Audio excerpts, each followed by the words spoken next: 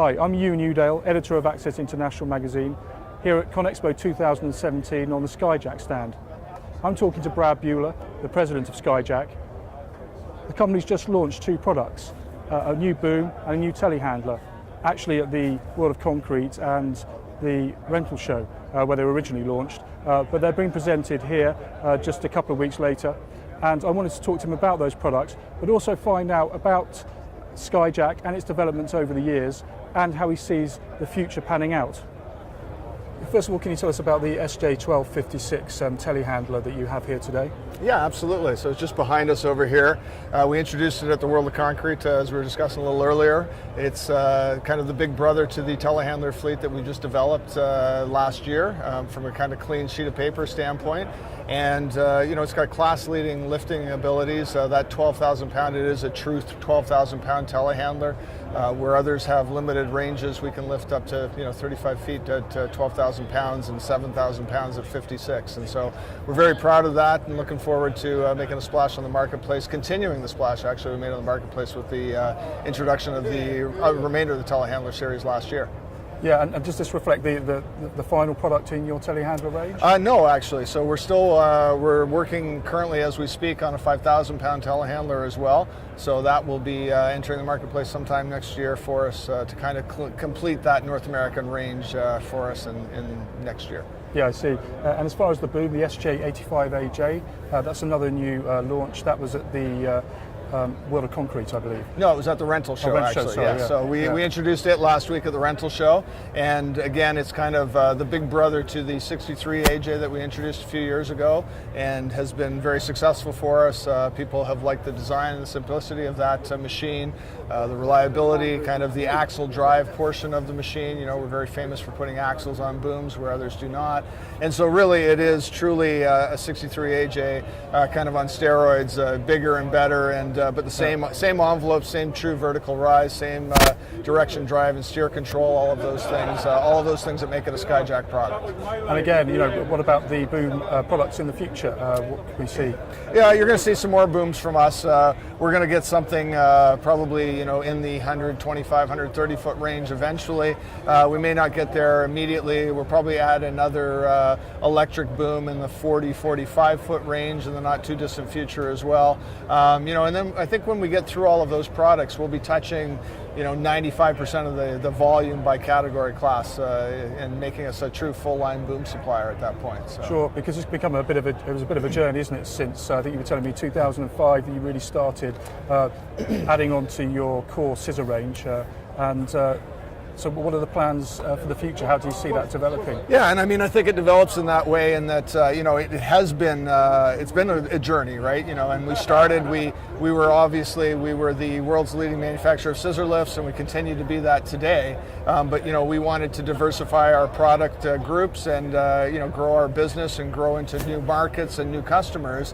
And in order to do that, you need to have a line of boom. And so we started in 2005, like you said, we brought out a 40 and 45 telescopic foot boom, and we had some sales of that, but until you get more and more ability to have a full line fleet, that's where the opportunities start to arise. And we're seeing a lot of those opportunities with customers that we haven't traditionally sold booms to coming to fruition last week at the rental show and this week at Conexpo as well. So. Yeah, I see. And just to move on to another subject, your results coming out today.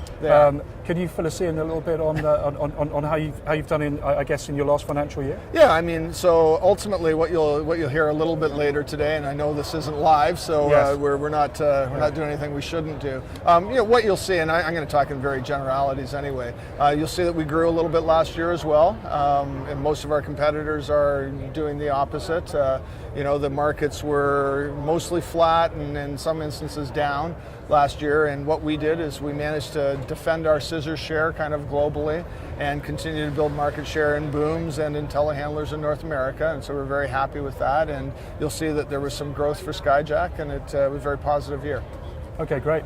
And so about the North American market, seeing as we're here at Conexpo, can you explain, how you see it developing over the next year or so? I mean, obviously it's seen difficult times recently.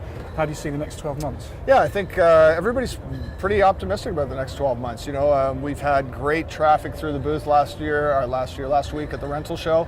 This week at Conexpo, there's been great traffic as well, and a lot of North American interest and I think a lot of optimism around the new administration, where they think things are going, infrastructure talk, the projects that are already on the books. There's like lots of billion-dollar projects all across the country, and so I would say that in the U.S. specifically, everybody's pretty optimistic and moving along quite nicely. So yeah, great. Yeah. And one of the things coming in a very short time is the new ANSI regulations. Yes. Obviously to do with load sensing, etc. And I hear that in the market there is some concern about how operators specifically will accept these new regulations. I mean, how do you see those challenges? Yeah, and I think you've hit it on the head. I mean, I think the most significant change out of all of that people will notice is that addition of load sensing in the North American marketplace. And from a technology standpoint, from our perspective, it's something we've been doing for 15 years in Europe, and so it's not us and other manufacturers. We know how to do it. We know how the systems operate. I think that we've got a pretty good handle on that. But for people who get onto a scissor lift or a boom, and yesterday the one I was on, I could overload, which right. They never should do and Yeah. shouldn't have done. But to say that it never happens, I think would be a bit naive.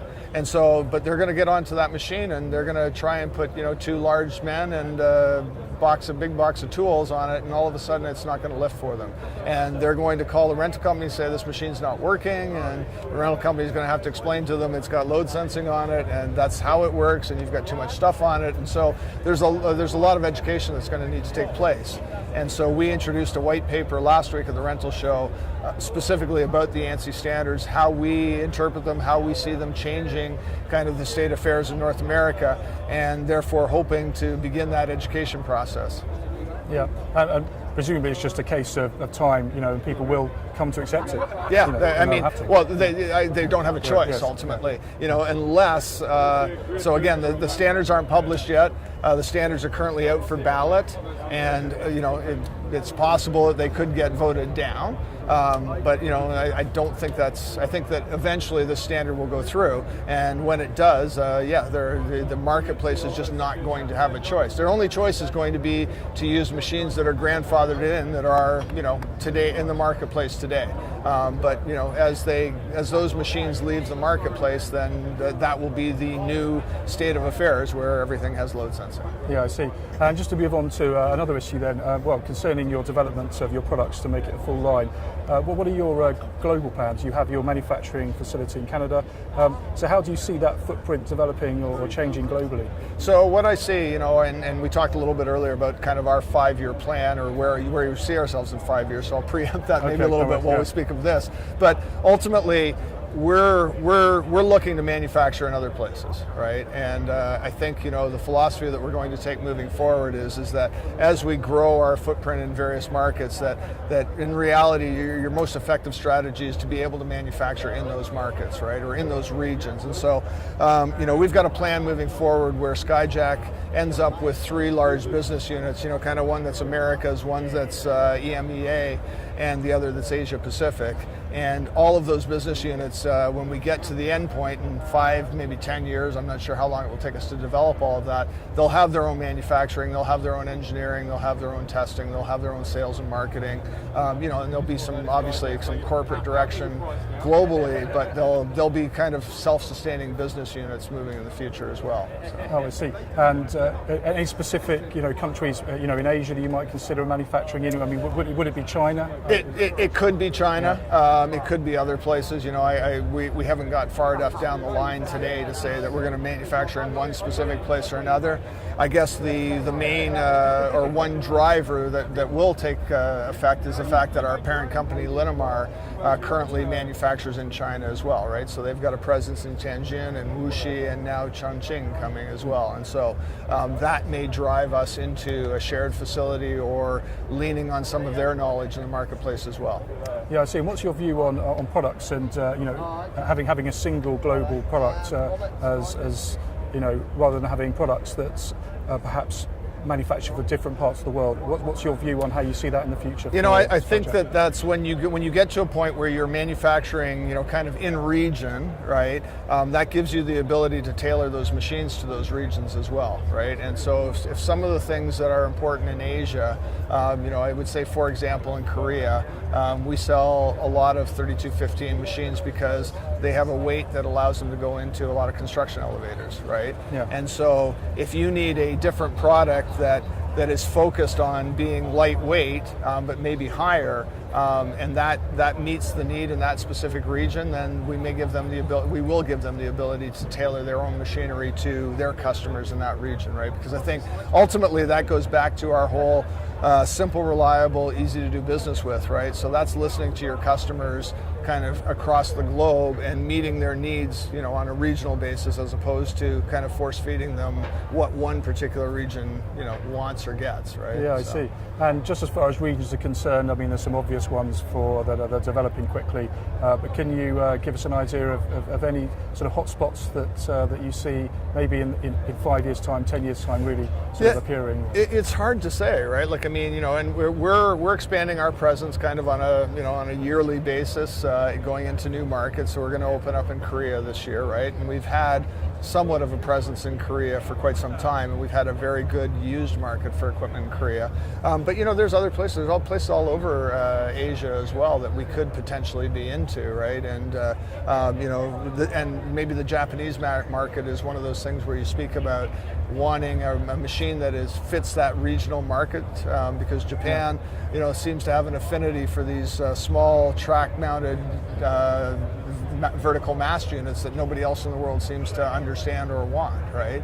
And I think maybe I got a bit offline for your question, but I think there's opportunities like that. There's opportunities in Vietnam and Thailand and Malaysia, in places where we don't have a good presence today, but we're kind of building, we just build on success. We go someplace, we focus on a little bit, we have some success, and then we continue to build on it. And I see us doing more of the same. And I think if you look at markets, so if you look at, if you talk about the biggest kind of potential markets out there, have got to be probably China and India, right? Yeah. And but when are they going to develop into a market that kind of meets or fits the per capita or per construction worker expectation, right? Because it's there's certainly I don't know what the statistics are off the top of my head, but I want to say for every couple hundred construction workers in the U.S. there's an aerial lift or something like that, and in China it's for every 12,000 or 15,000 or something, right? Or whatever it is. It's a very low amount, right? Exactly. Yeah.